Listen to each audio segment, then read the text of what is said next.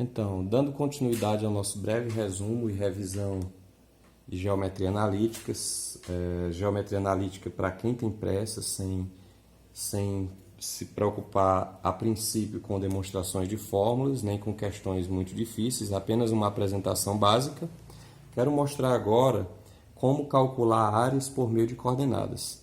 Então, imagine que você tenha 3 pontos de coordenadas 1 e 1, um ponto B de coordenadas 1 e 4, um ponto C de coordenadas 3 e 1. E eu quero calcular a área do triângulo associado a esses 3 pontos. Então, o que fazer? Em primeiro lugar, ir para o plano cartesiano e localizar esses pontos. Então, o ponto de coordenadas 1 e 1 eu localizo.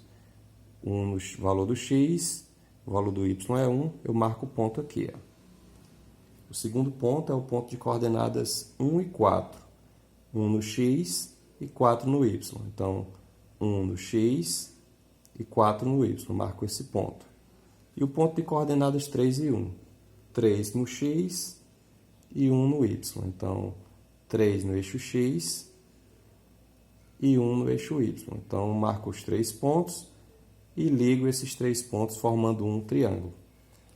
Esse triângulo é muito bom de se trabalhar, porque ele é um triângulo retângulo, né? E aqui eu percebo de forma nítida quem é base e quem é altura.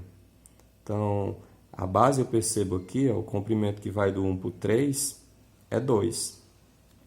O comprimento que vai do 1 para o 4 é 3. Então, nesse triângulo eu tenho uma base que é 2 e uma altura que é 3. Então, se eu quero calcular a área desse triângulo aqui, basta fazer base vezes a altura sobre 2. Né? Ou seja, 2 vezes 3 sobre 2.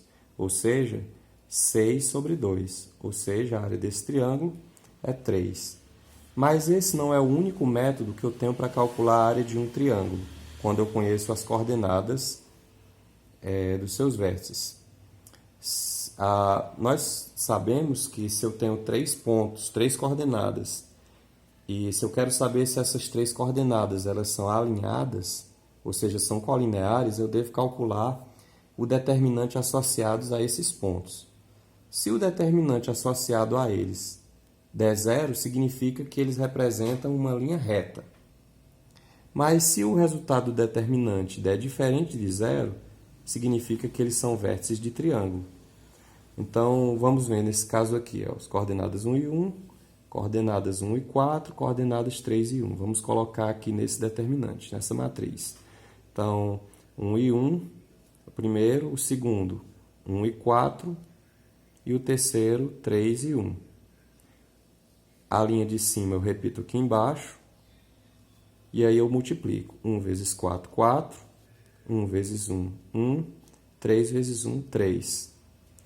E aí eu volto, e quando eu multiplicar voltando, eu sempre devo fazer o quê? Mudar o sinal. Então, 1 vezes 1 dá 1, mudando o sinal fica menos 1. 4 vezes 3 dá 12, mudando o sinal fica o quê? Menos 12. 1 vezes 1 dá 1, mudando o sinal fica menos 1. E aí eu escrevo essa lista de números e opero entre eles. Então, menos 1, menos 12, menos 1, 4, 1 e 3. Menos 1 com menos 12 dá menos 13. Menos 13 com menos 1 dá menos 14. 4 com 1 dá 5. 5 com 3 dá 8. Menos 14 com 8 dá menos 6. E aí agora eu apresento uma fórmula muito simples e que em alguns casos economiza muito seu tempo. Que é exatamente essa aqui. A área sempre é dada pelo módulo do determinante dividido por 2. Se o meu determinante deu menos 6, basta substituir aqui. Módulo de menos 6 sobre 2. O módulo de menos 6 é 6. 6 dividido por 2 é 3. Exatamente a área que eu encontrei aqui. Então, você tem esses dois métodos, e esse método, o segundo método, em alguns casos, ele é bem mais prático do que esse primeiro.